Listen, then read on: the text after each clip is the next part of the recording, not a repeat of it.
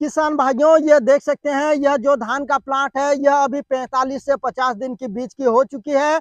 और यह देख सकते हैं, इसमें बहुत सारे घास उग चुके हैं और यह जो घास है यह अभी पूरी तरीके से मर चुके हैं। जैसे ही मैं घास को खींचूंगा तो ये देख सकते हैं, यह बहुत ही आसानी से खिंचाएंगे, क्योंकि इसका जो तना है यह सड़ करके पूरी तरीके से गल चुका है और जो खरपतवार है इसकी जो ग्रोथ है पूरी तरीके से रुक चुकी है।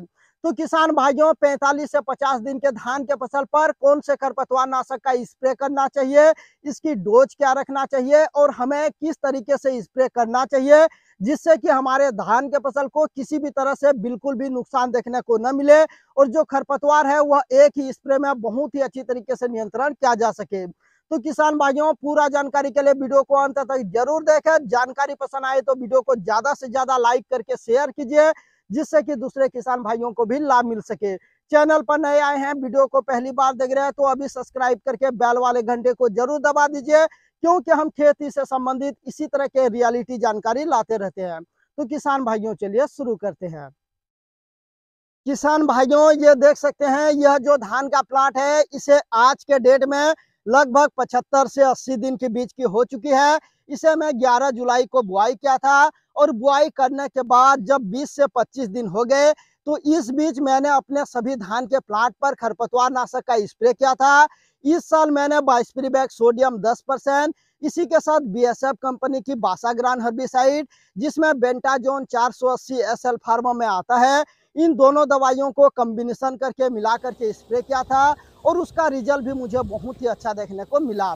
लेकिन किसान भाइयों, ये देख सकते हैं, ये वाला जो प्लांट है इसमें मैं किसी भी तरह के खरपतवार नाशक का स्प्रे नहीं किया था, चाहे वो सकरी पत्ती वाले खरपतवार नाशक हो या चौड़ी पत्ती वाले खरपतवार नाशक हो, किसी भी तरह के खरपतवार नाशक का इसमें स्प्रे नहीं किया था। और शुरुआती अवस्था में इसमें किसी भी तरह के खरपतवार बिल्कुल भी नजर नहीं आ रहे थे। लेकिन किसान भाइयों, जैसे ही मेरे धान की फसल को 35 से 40 दिन के बीच हो गया तो इस समय मैं अपने धान के फसल में खाद की पहली डोज को डाला हूं। और खाद की पहली डोज को डालते समय भी इस प्लांट पर एक भी खरपतवार नजर नहीं आ रहे थे। लेकिन जैसे ही खाद की पहली डोज को डाल दिया और 10 से 15 दिन बीत गए तो इस समय जो भट्ठा वाले घास थे वो बहुत ही तेजी तरीके से ग्रोथ करने लगे और देखते ही देखते लगभग 10 से 15 दिन में यह धान से भी अधिक हाइट में आ गए और इसकी जो ग्रोथ है यह बहुत ही तेजी से बढ़ने लगा। तो किसान भाइयों, इस समय खरपतवार को नियंत्रण करना मुझे बहुत ही जरूरी हो गया, क्योंकि खाद की पहली डोज को डाले हुए लगभग 15 से 20 दिन बीत चुके थे। इस समय मुझे अपने धान के फसल में खाद की दूसरी डोज को भी डालना था। यदि खरपतवार को पहले नियंत्रण नहीं करता और खाद की दूसरी डोज को डाल देता तो जो खरपतवार है वह और भी तेजी से ग्रोथ करती और धान की ग्रोथ बिल्कुल भी रुक जाती और इसकी जो उत्पादन है यह पूरी तरीके से शून्य पर चला जाता। तो किसान भाइयों, ऐसे स्थिति में मुझे सही खरपतवार नाशक को सही डोज के साथ सही समय पर स्प्रे करना बहुत ही जरूरी हो गया। अगर ऐसा नहीं होता तो मुझे जो मेरा धान का प्लांट है इसमें उत्पादन पर बहुत ही बुरा प्रभाव देखने को मिलता। तो किसान भाइयों, इस समय मैंने क्या किया कि ये देख सकते हैं, मलिना हर्बिसाइड के नाम से आता है, जो कि Atul LTD private limited company का प्रोडक्ट है। और इसकी केमिकल एंड कंपोजिशन की बात करें तो इसमें फेनोक्सोप्रो पीईथीएल 9.3% इसी फार्मा में आता है। किसान भाइयों, यही सेम केमिकल एंड कंपोजिशन दूसरे कंपनियों के और बहुत सारे ब्रांड के नाम से आते हैं, जैसे कि Whip Super, Oxy Super, Fenoxa Super, ऐसे बहुत सारे ब्रांड के नाम से आते हैं।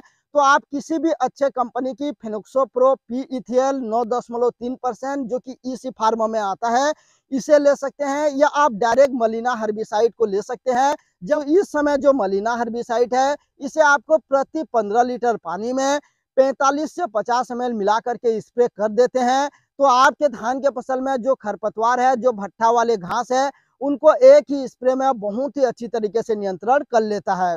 किसान भाइयों, अगर आपकी धान की फसल 55 से 60 दिन की बीच हो चुकी है तो इस समय आपको प्रति 15 लीटर पानी में 55 से 60 ml मलिना हर्बिसाइड को लेना है। और इसका और भी अच्छा रिजल्ट लेने के लिए जो सिलिकॉन बेसिस स्टिकर आते हैं, जो सिलिकॉन वाले चिपको आते हैं, इसको आपको मिला करके ही स्प्रे करना है। और स्प्रे करने के बाद लगभग 8 से 10 दिन के बाद इसका रिजल्ट आपको देखने को मिल जाता है।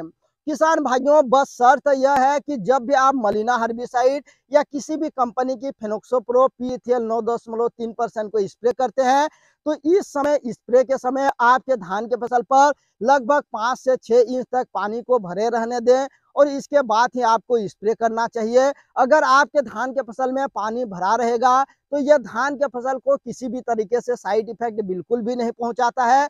यह देख सकते हैं, यह जो मेरा धान का प्लांट है, इसे मैं प्रति 15 लीटर पानी में 45 से 50 ml मिला करके, साथ ही साथ जो सिलिकॉन बेसिस स्टिकर आते हैं इसके साथ मिला करके स्प्रे किया था और इसका रिजल्ट मुझे 6 से 8 दिन के बाद देखने को मिल गया। जैसे ही मैं 6 से 8 दिन के बाद खेत में देखने के लिए आया तो जो खरपतवार थे ये पूरी तरीके